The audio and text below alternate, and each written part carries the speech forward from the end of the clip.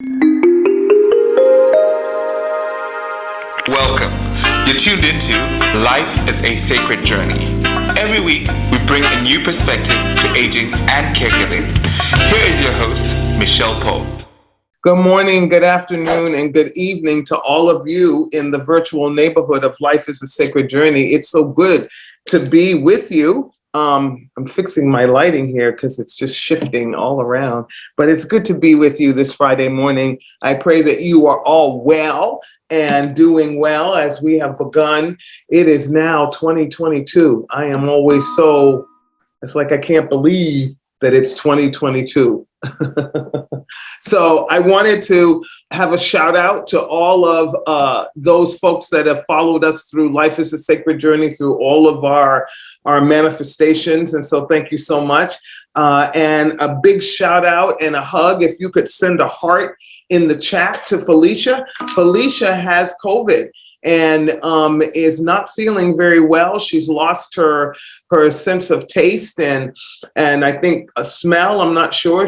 I know she's laying there watching us this morning. But if you could put a heart let her know that we are praying for her, as well as we hope that she feels better real soon. Felicia, thank you so much for everything that you do. And I am so sorry that you have COVID. Drink plenty of tea, lemon, ginger, some orange peel, put it all in the water and smell the steam because it helps to open up your nostrils and all of that, and then drink the tea. So I hope you feel better soon. And here's a big hug from me to you and from all of us at Life is a Sacred Journey. So let her know how much we appreciate her and that we wish her well as far as feeling better real soon. So Jason Matthews is supposed to be joining us here at Life is a Sacred Journey this morning. And so I'm hoping that he will get in soon. When he does, we're going to be talking about the financial market and finances and things of that nature. Like, I'm looking at so many things as we begin the year and you look at your finances, you look where you invest your dollars and all of those kinds of things. And you begin to realize that you want to make sure you have your every year you kind of analyze, is this still where I want to go? Is this still the route that I want to take? So I've asked Jason to join us around that. Then in the coming weeks, we're going to, of course, have Carolyn Brent back because we want to kind of give you the overview of the last year of the physical plan that I was on and kind of give you the results, because it's time for the weigh-in and the blood work and all of that. And so I'm going to share that all with you. So I'm excited because I think the numbers are way better than they were last year. So great time, great things coming up for Life is a Sacred Journey. We're going to also, I'm going to take Leon and we're going to try to take Life is a Sacred Journey on the road, where actually I will be doing the podcast from somebody else's office or somebody's location. So we're going to be trying those kinds of things, probably not until the spring when the weather is a little bit warmer, where we can sit outside because of COVID and all of that. But yeah, we'll be doing all of those kinds of things. So I'm excited. I'm going to see here. I'm not sure where Jason is, but you know what? If it turns into a pondering, so be it. I want to, first of all, tell you something else that I have learned. Okay, so I learned this morning that the Omicron virus, or the Omicron strain of the COVID virus, is very quickly transmitting itself through little people. So young people are having a real problem with the Omicron virus, and they're passing it because they were the last group to be vaccinated. And so what I also read is that the Omicron virus can get through a cloth mask. And that unless you have, and this is the one that I looked up. Now, these are the ones that everybody hates. This color is not great, but this is the NIOSH N95 mask. This is the one that we were told is the best mask. And I found some actually on Amazon that were rainbow colored and all of that. I didn't, they were kind of psychedelic for my work, but then I also found some black ones and what I like about them, this one is different. This is more for a hospital setting. So you have this here that you can push it down around your nose. And if you wear glasses and your glasses fog up, that means the seal around your nose mouth area is not good enough. And so this helps that with the nose area, this piece right here. And a lot of times they're in the inside. They've now been making them because we've had these for a while.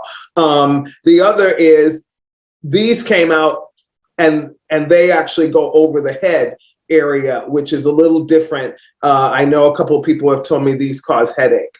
And so we now have them, I found them, where they actually go over the ear. So wearing a mask is really important. And I like the black one because, again, working and going out, I don't have to worry about it fitting any situation or, the fashionista that I am.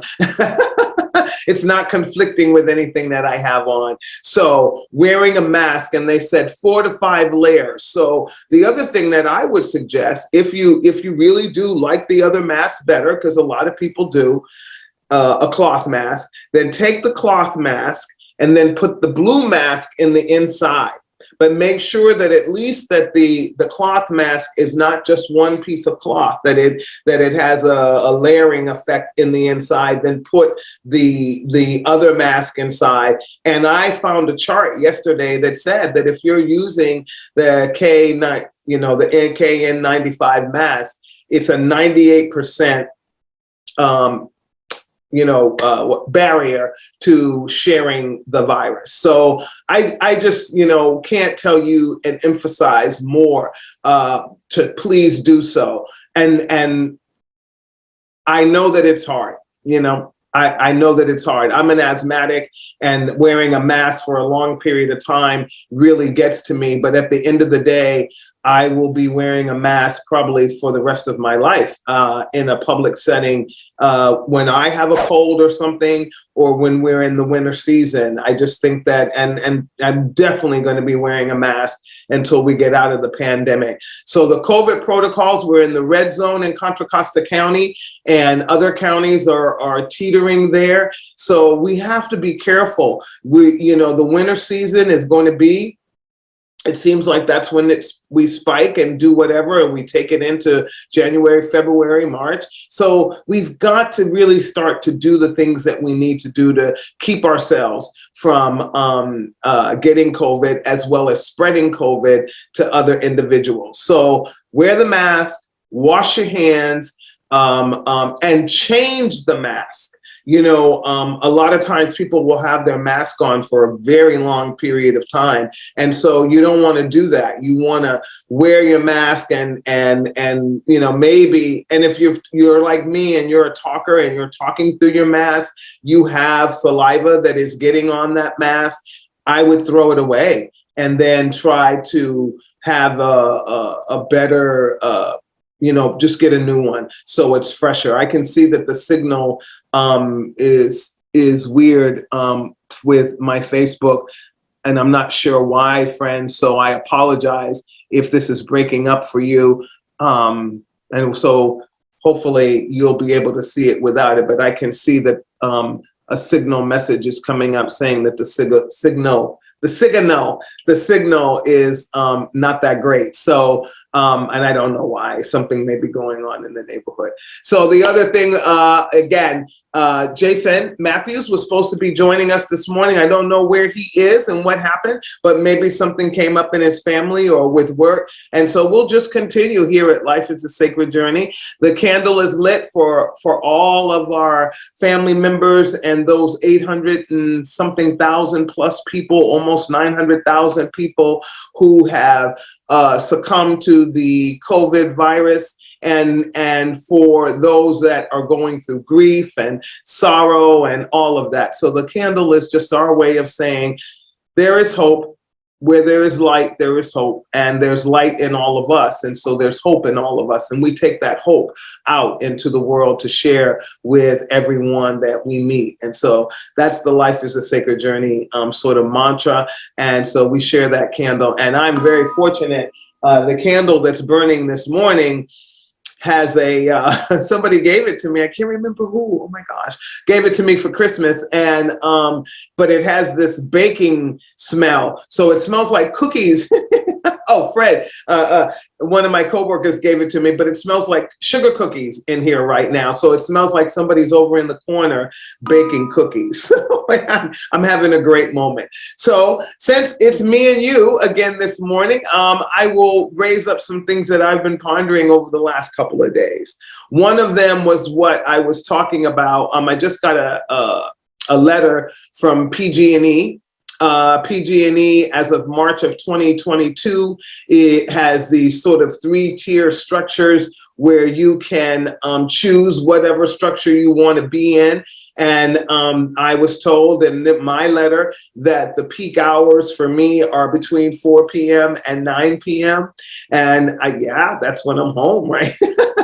But I just think that in the time of a pandemic, we all need to kind of rally together and make it easier for people to live and not start to raise prices and then charge people more for the hours that people would normally be home. I know that people are working from home more, and so that's a little bit different. There are some people that are using their peak hours have shifted to daytime hours, but that's not so for some of us. And so I don't know. I get it. I do what you got to do, PG&E. But at the end of the day, it's just like everything just seems to happen when people are need help more than they need to be putting out more. Do you know what I mean? It's sort of like in the time of a pandemic, we all need to kind of think about the fact that everything is getting more expensive. There's less. The demand for things is higher than they were before. I was just in the grocery store and just realized, I didn't just realize, but I had an awakening moment that the grocery store didn't have a lot of anything in it, and the shelves were empty. There were actually empty spaces on the shelves. And so that really made me realize that we are, with things coming back and forth. I had to have some work done on my car recently, and they couldn't get the parts for like 8 days because they were waiting for them to be shipped from the Midwest. I have another part that I'm still waiting on.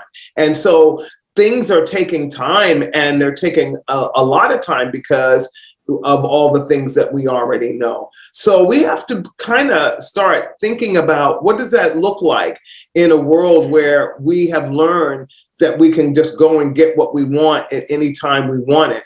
What does that look like?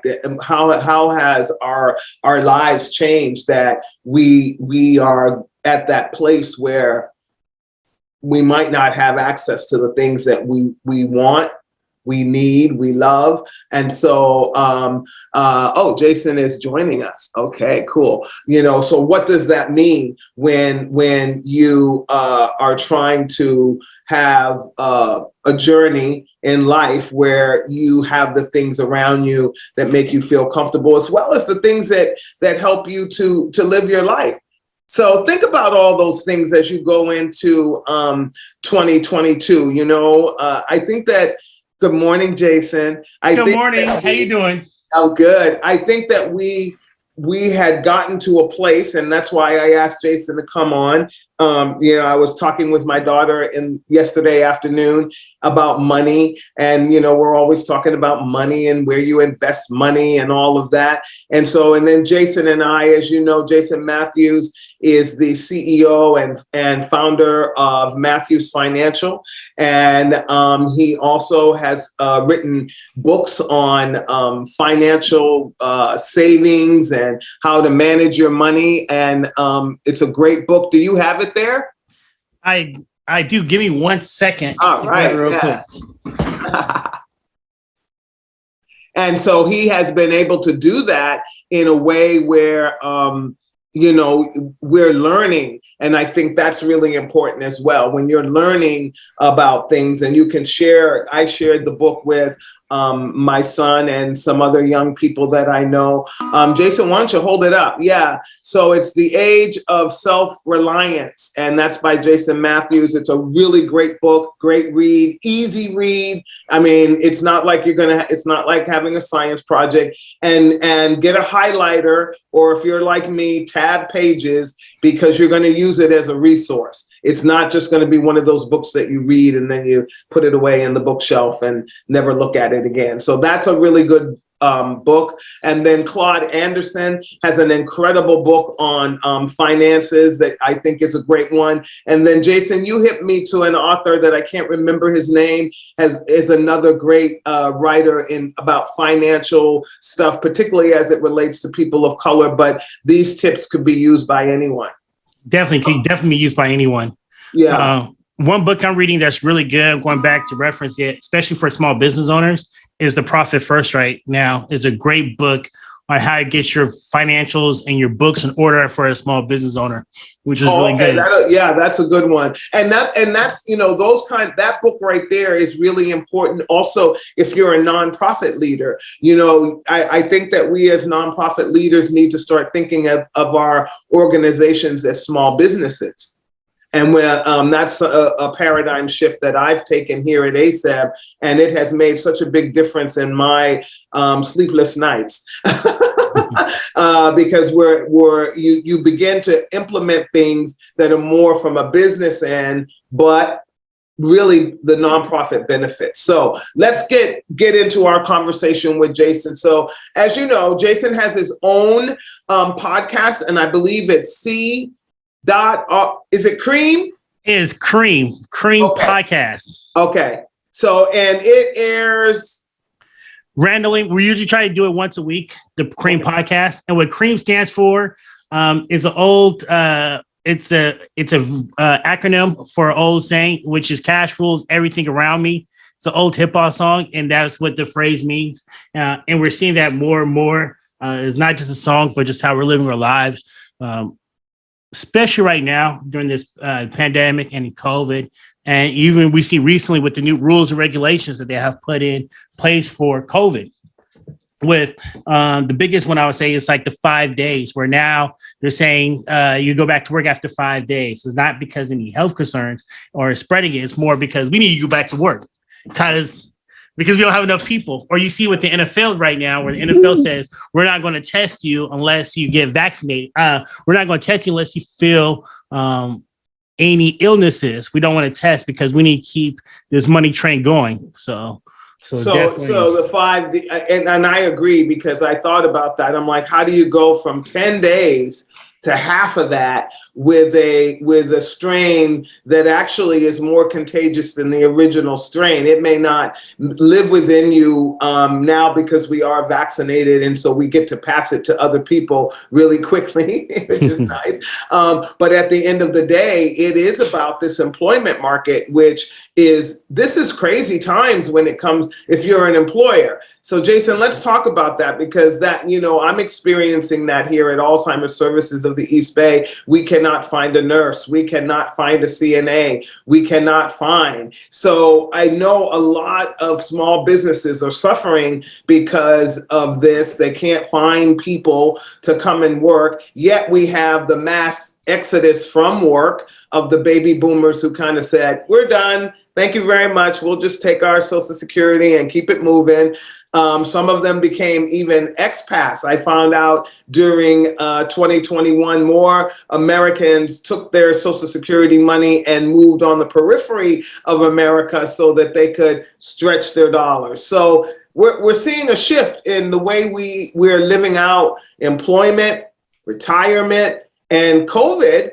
Even though I don't like to politicize it, it definitely was the catalyst, was it not? It was a catalyst. I can even say one part of the work shortfall is one of baby boomers simply did during COVID decide not to work. You had a lot of baby boomers and retirees who might have worked part-time at a business, did extra hours at a place, but because of their health and safety, they said, hey, I'm not going to work anymore at the places because my health is vulnerable if I do it. So I had numerous clients who was retired, might have worked retail, worked other businesses, and decided not to. Also because of this, and due to lack of overall, the trend has been over the last 10 years that we have less people graduating from college. The trend actually been declining. We have less college students, and now we're seeing. And so now during COVID, we're seeing that with these people who's close to retiring early, or if they already have retired, then now we have a shortfall for educated workforce. But then also we see it in all aspects. You see it when we go to the grocery, or we go to a fast food or Wendy's, or I've been to before, and they said, hey, we cannot open our insides because we don't have enough staff. We see it now at the hospitals as well. Not to politicize it. One is you did have retirees might have left early, but then we also have mandates, like in healthcare fields, where you have certain people who might not who did not convey to the mandate. So then we lost a portion of our workforce from that as well. So with that, the quality of care has went down, or quality of care is hard to find people during this period of time. And due to the high cost of everything going up, gas and transportation, and employees thinking that they have, now they have an upper hand, that you're going to see they're asking now for more increased wages that we haven't seen in a long time due to inflation. And it's and also when you start to look at how that socially the sociology of that, we are then becoming a humanity that is really looking deeper within for quality of life issues. So all 800,000 plus people have died from COVID, and because of that, it's created for those of us that are left behind a reflection on what is a good life and how does money fit into that. Is money then a tool, or is money this thing that I still get back on the treadmill, going back to the old normal instead of the new normal, moving into? So when you think about that, how do you feel that's going to change our financial structure as we move, in the next, I'm going to say in the next couple of years, because I think things are shifting now. I mean, the fact that the pandemic made it so that we couldn't give cash to people. Remember that when the pandemic first started happening, they were like, if you have cash, you can't buy here. Right. It was, and they called it contactless purchasing. So talk about what you're thinking about as we move forward in that way. It's funny when we talk about this labor shortage, I thought it was actually going to end after all the extended federal unemployment benefits ran out. But we see that actually did not happen. It kept, people still haven't went back to the workforce because of it. And I think at the same time, people are starting to restructure and figure out how to live off their life. We see a lot more people at the same time, even though they're not working. We have amassed a huge amount of consumer debt since COVID. You see it with the shopping and everything else. So the question I have, which we haven't figured out, is in 2022, are we going to see people go back to the labor force because either the federal, they ran out of the savings they have for unemployment benefits, maybe maybe haven't been paying for their home for a period of time, and they might be dwindling their savings because a lot of people got extensions during the moratoriums. Oh, yeah. Are those people going to go back to work? Yeah. And if that's the case, what's going to happen? At the same time, I really think we're really having a point. What is the purpose of work, and why am I working? Yeah. And at the same time, what we're seeing is we don't see it as much in the news, but last year we had a lot of strikes and protests. Yeah, we had to fight with the union for Amazon. You had Deere. In October, you had a record number of strikes. So you have a battle right now about employee safety, employee pay, when they're seeing huge corporations getting these huge profits right now, and people are asking them to share some of those profits as the cost of living has drastically went up.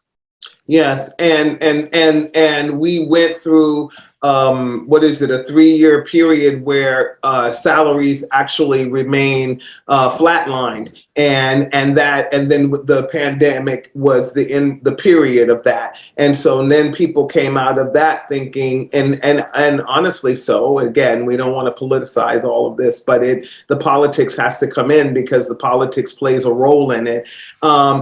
how do we now look at our futures when we're thinking about, like you just said, quality of life? To have a quality of life, you can't have that conversation without talking about how much it costs to have a quality of life. We know that housing starts we're beginning to come back again, but now the cost of labor, the cost of the materials, I mean, all of these things are going to shift also our what do you want to call our social justice stuff, because the housing stuff was already messed up. It's going to get worse before it gets better because we don't have the resources now, right? We don't have the resources. So you're seeing a huge issue for housing starts right now. We're just getting a lot of the lumber and products to do the housing. It's very hard. You see right now with the chip shortage that even though you had last year was the lowest amount of car sales since 1978, even though we have more people, the price of vehicles had drastically went up during that period of time, new and used. You see the price of food have went up with pork, beef. We're seeing shrinkflation, which means you're paying the same price for smaller packages of food. We're seeing stagflation. So it's very challenging times at that point due to inflation. And then I think it's going to continue to increase because even though we had a supply chain issues, labor saying, hey, we need to get an increase on our wages for inflation. And due to the shortfall, employers are going to have to do it, which is going to cause more inflation because they're going to go back down to the consumer to pay for more of those costs. And, I got a salad. It was interesting. I got a salad the other day, and I remember one time it was at $9. But because of the cost of the lettuce, the chicken, it was a Caesar salad, it went from less than $8 salad this place to be now $11, $12 salad. So you're seeing it. You're like, whoa, what are we? Yeah. So it's just I think we're going to continue to see inflation, and we have to put together and develop some strategies to make sure that we're in the best position possible for ourselves during this period of inflation, which at one point they said it was going to be temporary. And now we're seeing that it's not going to be temporary. It's going to be a consistent thing. And the Federal Reserve said, and those are people who have the power to print money, that they are going to raise interest rates this year, possibly 3 times. In 2022. In 2022. And that's because you don't want inflation to get out of hand or out of control. And so explain to our audience, and for those that don't understand sort of this, not economics background. So by raising the interest rates, how does this level out the inflation? Great question. So when interest rates are low, it costs less to service the debt. And because it costs less to service the debt, we're willing to pay, we're willing to buy things and have the price increase because of it. So you see home prices go up and everything else because now you're paying a lower interest rates. A perfect example of that is if you look at housing in the 80s, the price of housing in the 80s was very low pricing compared to now. In the 80s, though, people were paying 17%, 15%, 18, 20% was on average for a 30-year mortgage. Now you look at today, they're 3%. So you're willing to pay for more of a house because you're paying less to service the debt. But the reason, when the Federal Reserve raised their interest rates, you're going to have to pay more to service that debt. So before you might have a credit card was $1,000, you might have a low interest rate below. But if now you still have that $1,000 credit card, you're going to have to pay more because the interest rates went up. And it's not just a credit card, it's for the house, it's for your student loans, it's for every type of debt you have. You're going to pay more to service it. And then the businesses are going to. And the reason they want to do that is to slow down the economy where it doesn't get too hot, where the price of everything keep going up so much. They're saying, hey, you're going to buy less because it's going to cost more to service that debt. And it's a way just to tame the economy. So like when the police are on the highway, they slow down the traffic going back and forth so that because there's something happening up there, rather than create a bottleneck, they slow it down. So it's correct. Similar. Okay. Great analogy. I love that analogy. And that's a great way how we can look at it. You're trying to slow it down because they know something is ahead, which is higher prices, higher cost of goods and services.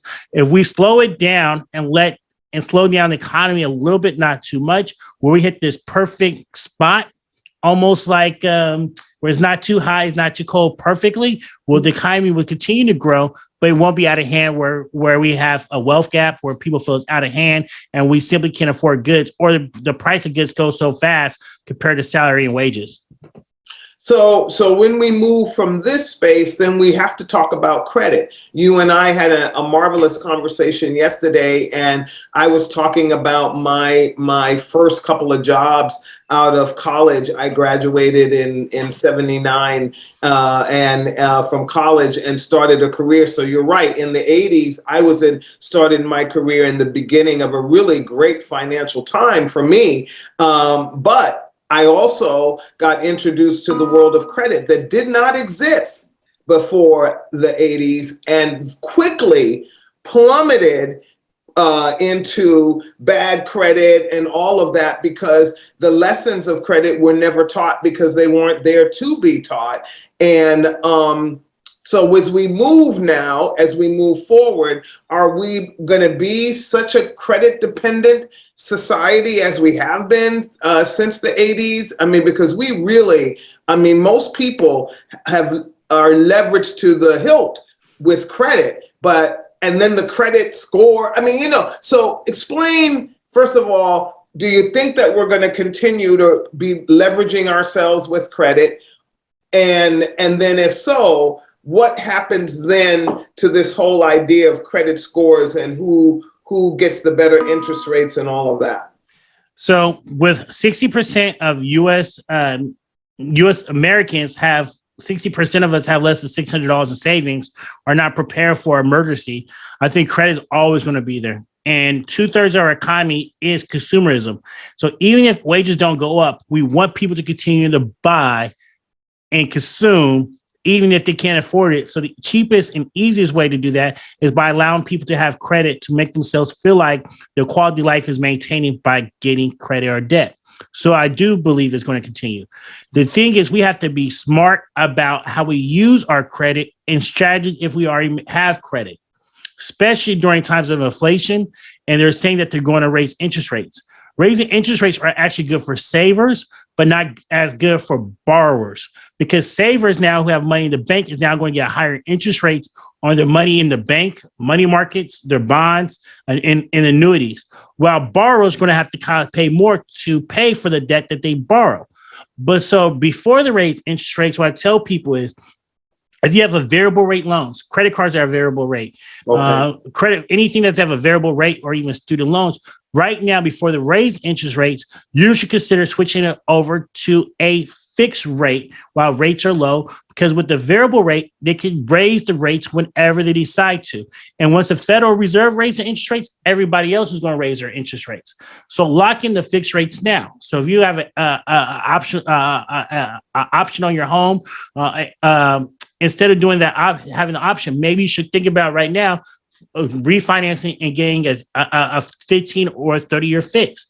And if you have a credit card, right now and you're not able to pay it off every month or 2 months, go to your bank or credit union and ask them to do a personal loan. The personal loan is going to be cheaper to service the debt. And now that interest rate's locked. So you're paying less on the interest and more on the principal right now, compared to having that credit card where it could go from 20% to 25 to 30 or so on and so forth. Lock in that interest rate and now you're good to go. And even do that with your student loans right now. That's because it's better to have and you switching out one. It's great for your credit score, by the way. Your credit score will go bing, bing, bing, bing, bing. And then the other is that then you're getting rid of that debt in a that debt that's going to grow on you, so it turns into long-term debt because you never pay it, right?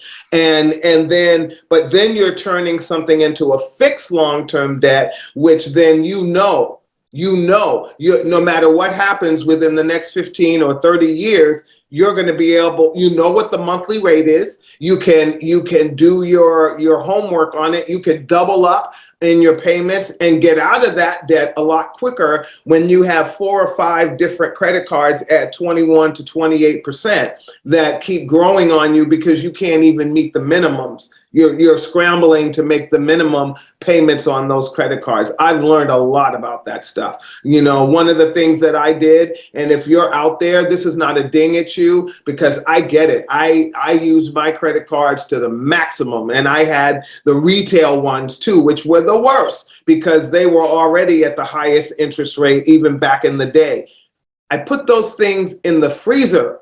I don't even know where I read this, but I put all my credit cards in a Tupperware container, Jason, poured water on them, and they got frozen in a big old block. I think it was Dave Ramsey that I got that from, and it was like, do you really want to use that credit card? Because guess what? You can't put it in the microwave because the credit card has metal in it. So you can't put it in the microwave, and you can't put it in a boiling hot water because it's plastic, it'll melt. So you really have to wait for the block of ice because I'm telling you from experience, by the way, because I tried both of those things.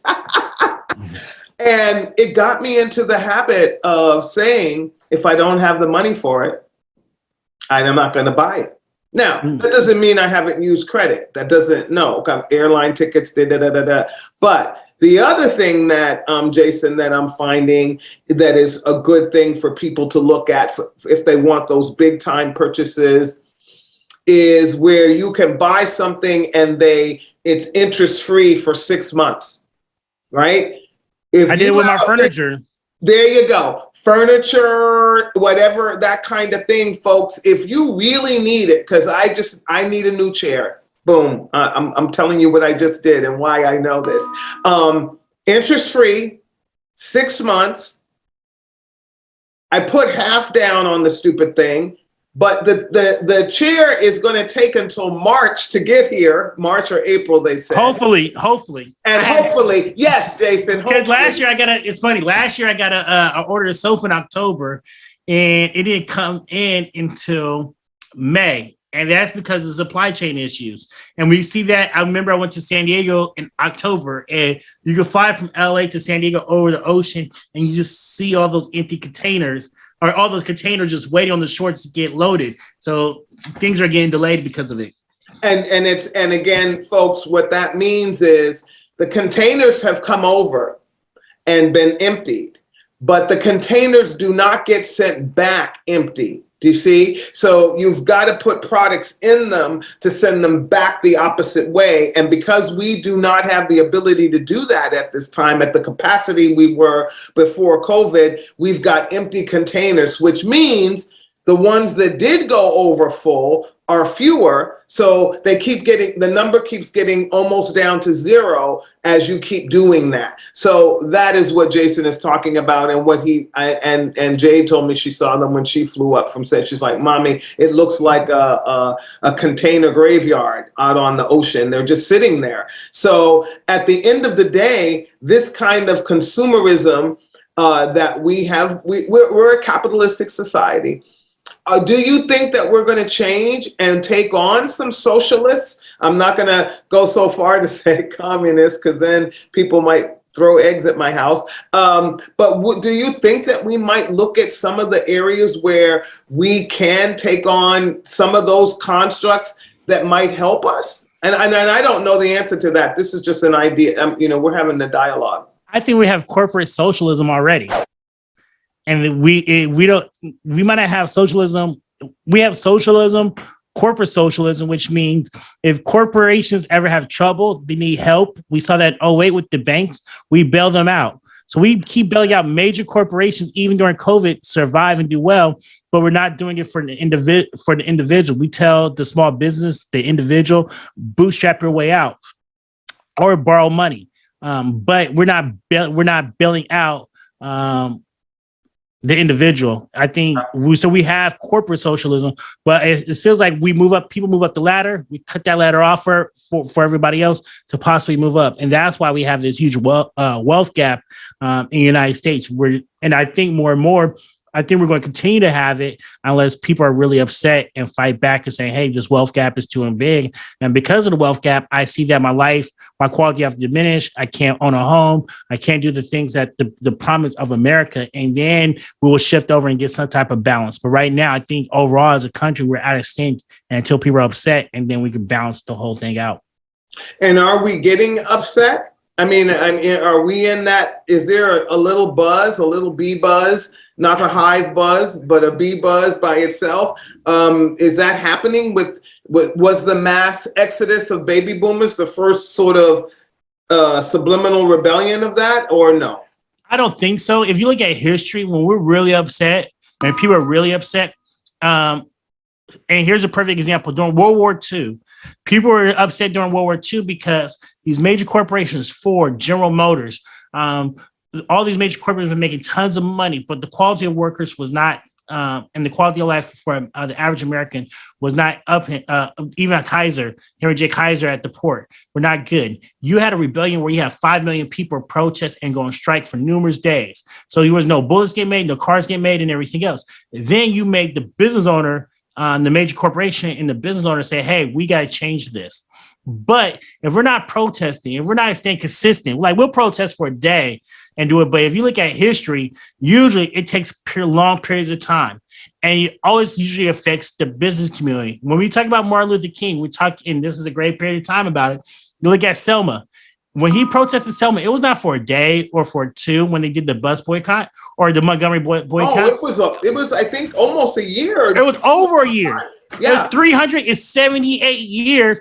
And now people are not ready to protest like that to get what they want. And until we really are, I think you're going to keep seeing the pendulum keep going towards major corporations and the wealthy. We're still going to buy our goods from Amazon. We might talk all this mess about Amazon, but we're still buying stuff from Amazon. And even though we feel like how they treat their employees are not good, we're still buying from them every single day. And once people are fed up and upset, then we'll have better options, and the care and the quality of life will be different. And if we hold our politicians on both sides of the aisle, more, then things will change.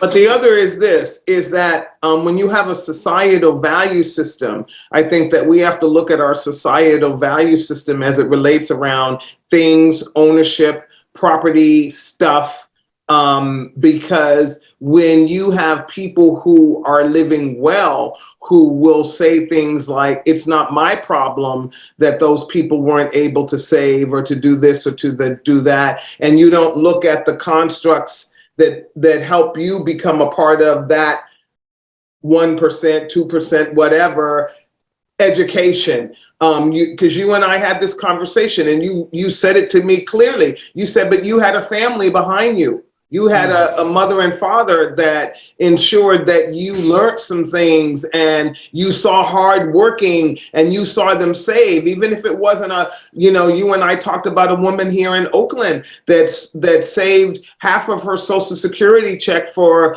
however long. And then when she got to a certain age, she paid for some students from Skyline to go to college. So, it wasn't a whole lot. And, right. But yet, it's that hope, that drive, and the way they treated money. When we're talking about those examples, they treated money as a tool for a value structure that said, I have, you have. We'll never. Okay, so let me not say that, because if I put that in the universe, it might be so. How do we get there again?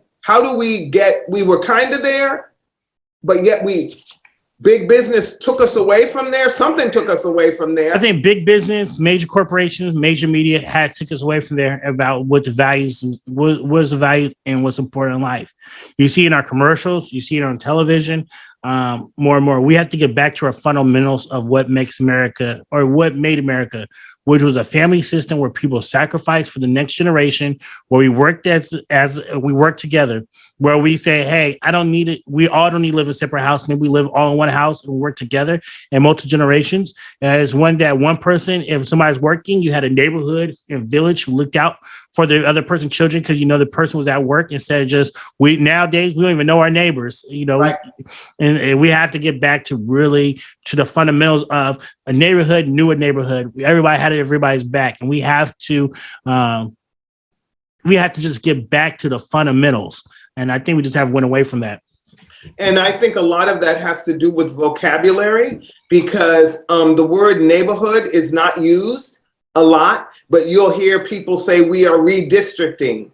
Like, oh my gosh, that what they're saying is they're shifting the neighborhoods around based on the zip codes and shifting the political votes. That's a neighborhood that's being moved around and shifted around. It's not just a district. And we don't use the word community in the same way. These words have become politicized in a way where they mean we just want to get you to the table to pick your brain, but we really don't want to hear what you have to say. So when it comes to creating community wealth, particularly in communities that are financially oppressed, what are some of the first steps do you think?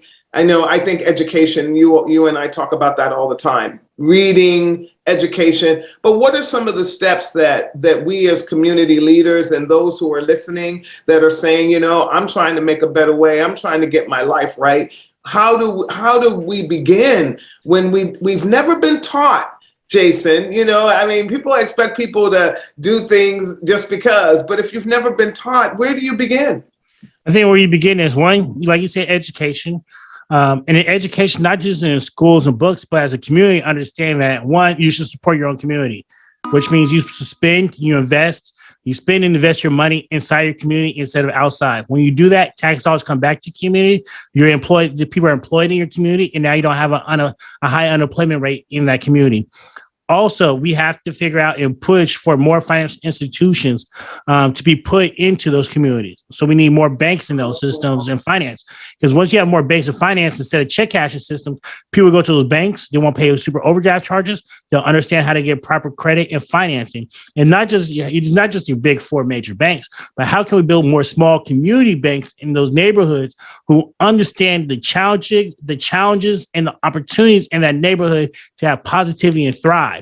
And those banks will help support, help invest, and help financing of small business in that bank. And then the people that bank in that community will invest. But that community has to be educated. They have to understand have to be educated so the workforce could be into the 22nd or 21st century. Yeah. And then they also have to be educated about the importance of it. Not just buying from Walmart and Amazon, but the importance of buying with small businesses and investing in small businesses. Yes. And, there's a coffee shop that I learned about yesterday. I think it's in Richmond, if I remember correctly. It's called Kaleidoscope, and it's woman-owned business. And the people in that Richmond Island area loved that coffee shop so much that the Starbucks that came into that community moved away because the people didn't go and spend their dollars there. And that I watched that happen in my community. The best coffee shop, family, the lady lived in the community. We knew her. Everything. Starbucks moved up the road and down the road and in the stores. And the next thing you knew, she was gone. And to me, it changed the whole landscape of the community, because I used to go in there with my kids and talk to her, and she had books, and it just was this cool place. And we need to get back to not thinking just because something is a franchise. I like Dunkin' Donuts. I ain't mad at you, Dunkin' Donuts. But as our primary source of anything, right? When we just spend our money at this one place, and then we don't see all these other local businesses around us that are struggling and trying to really be a part of the community. And you know what? When you talked about banking just now, I grew up on television. I don't watch television now, but I grew up on black and white television, and I love old genre movies, right? Old 20, 30, 40 movies. And what Jason just said reminded me of almost every I Love Father or Father Love, whatever that movie. Banker lives in the community. He knows everybody in the community. So when I need a loan or when I wanted to buy a house, I just walked in and said, hey, Jason,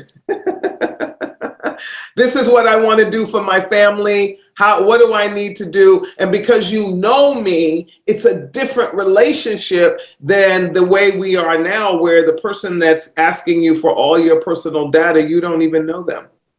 So true. So true. And it goes back to the ice. Don't stop thinking that just because it's a big company don't mean that the ice is better than yours. So stop thinking that the ice is bigger than yours. Is that you just because you're moving to your community, you heard big things, doesn't mean that the ice is better than yours. We have to continue to remember that. So I want to ask one more question before we close.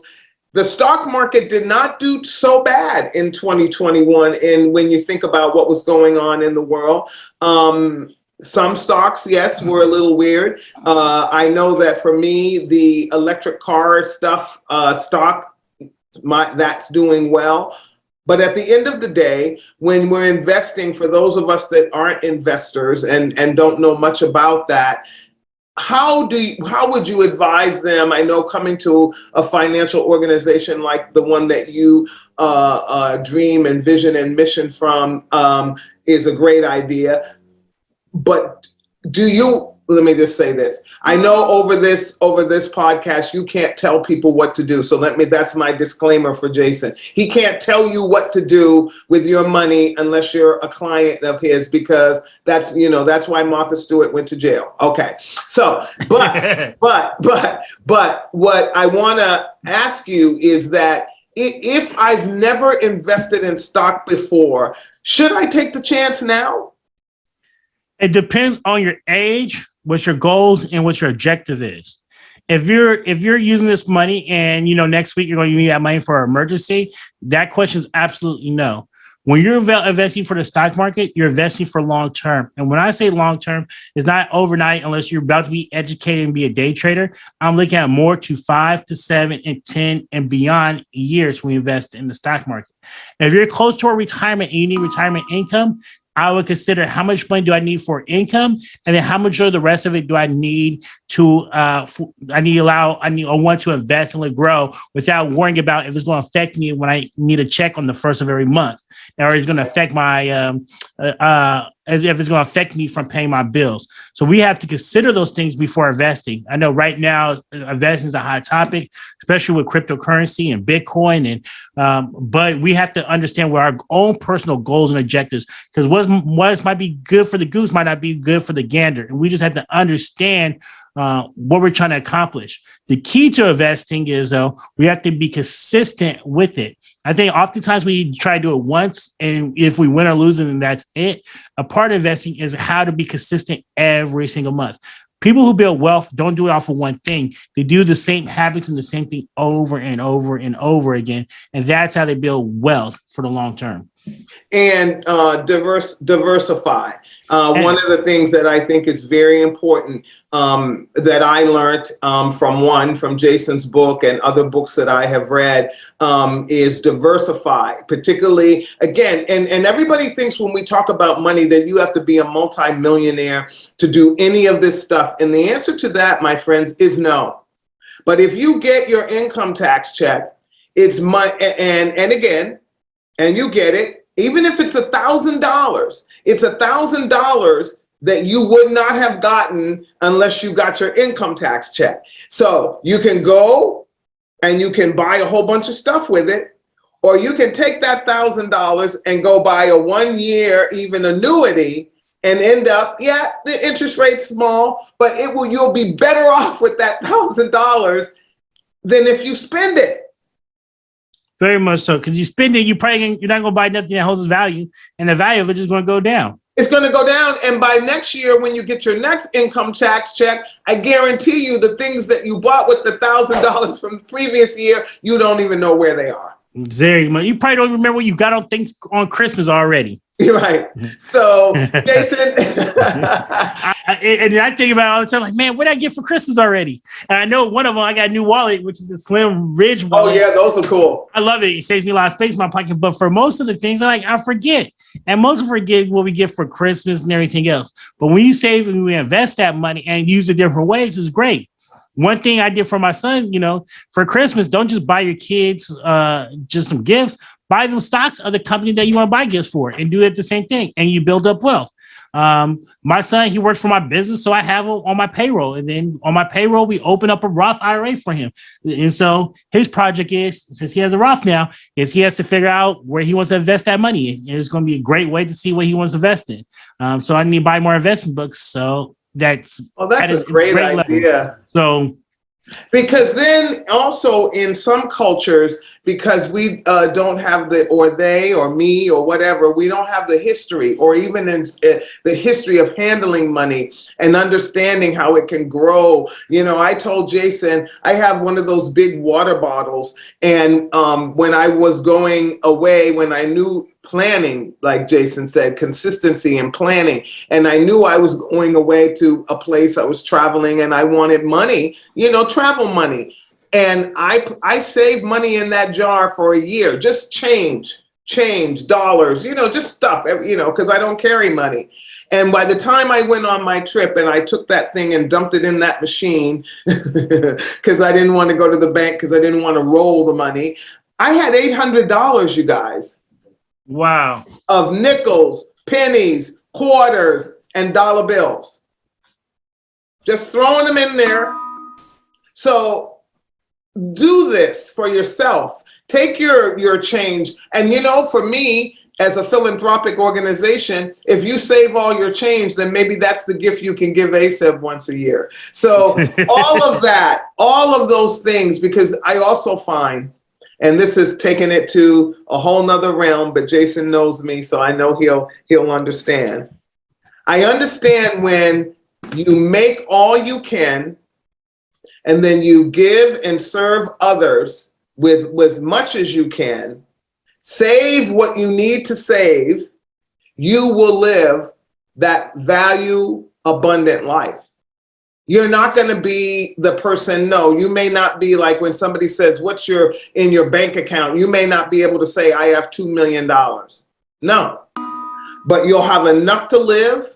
You'll have enough that your footprint doesn't destroy the humanity in the earth, and your money will reflect your values. Mm-hmm. And right now, it's kind of twisted. Money is not reflecting the values of many of us, and it's reflecting the values of a system that only maims and hurts, because we take the money out from one place to put it somewhere else, or it's not equalized enough. So Jason, we'll have you back soon, and then tell people how your podcast is CREAM. Yeah, it's Cream Podcast. You can find it on Spotify, Apple Music, Google Music, or any other podcast platform. It's Cream, CRAM, acronym podcast.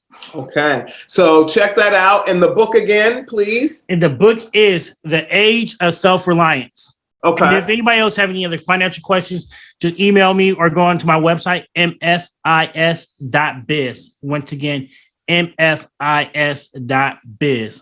Okay, that is great. And do that. And any of you that are affiliated with any churches or community organizations where you think that having a webinar or a training on finance would help, we have Jason here that is willing to do that within the community. So please get a hold of him, because this is one of the goals of Life is a Sacred Journey. We want to spread information that will enable and empower communities to lift themselves up on their own. And the only way you can do that is if you know how. So please get in contact. Say that email again, Jason, please. Oh, yeah, my website, once again, is MFIS, or you can email me at jasonmatthews@mfis.biz.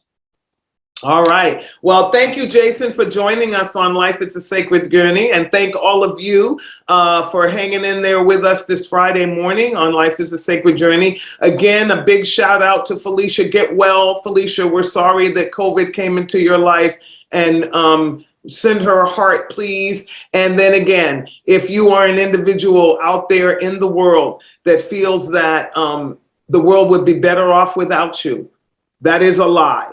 And unfortunately, these are rough, hard days, but you are not alone. The National Suicide Hotline, there are people there that will walk with you, that you can keep coming back to in those moments. And know, even people like myself that look all empowered and happy and know about my life, I have contemplated suicide at least once in my life. And it was because somebody was there when I cried out and said, I don't want to live. I don't want to do this anymore. And they said, you have value. And so that's why I'm here today. So if you know somebody that you think is thinking about taking their life, take time. There's nothing more important than saving a life. So Jason, thank you for coming on Life is a Sacred Journey and helping us to live our best lives by understanding the finance, that little piece of paper that we call money. So thank you so much.